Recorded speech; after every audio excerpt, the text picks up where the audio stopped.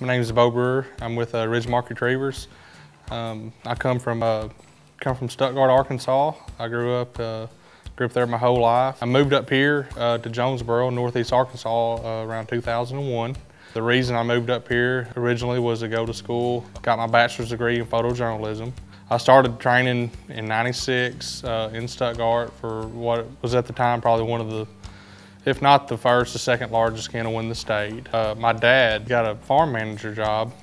We lived in town in Stuttgart, so we moved out. I wasn't even old enough to drive yet, so I was just kind of looking for something to do, you know, just to pass the time. And was riding my four-wheeler around one day and noticed there was a training facility just not even half a mile from where my new house was. So I went up there and asked if he needed help. Of course he didn't.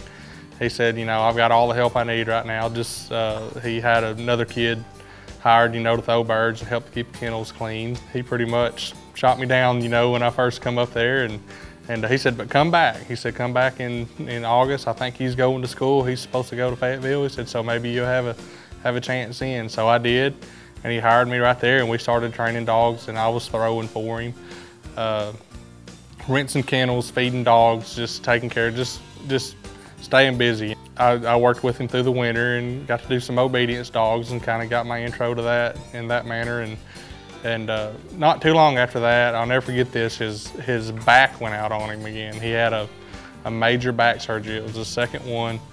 And so pretty much I went from bird boy to having 30 dogs in training overnight. So I kind of got thrown in the fire a little bit. So what I would do, I would actually go train dogs, of course, the easy ones first, you know, the ones that I knew was going to do it for me. And when I got to the harder dogs, I would have to go down to the house, talk to him.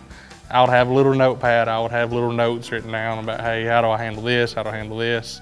And he would tell me off the couch because he couldn't move. You know, he'd tell me off the couch, and I'd go down there and try it. And of course, I had to find my own ways of doing things.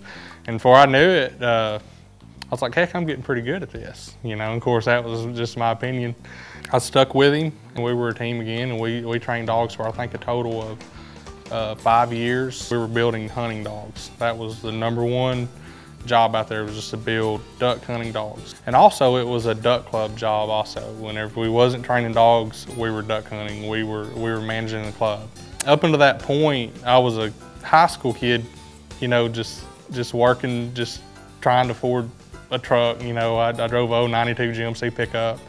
My payment was like $180 a month, you know, and that's what I was working for. I quit baseball and everything, and my job was to train dogs. So I was very, you know, fortunate to have an outdoors type job.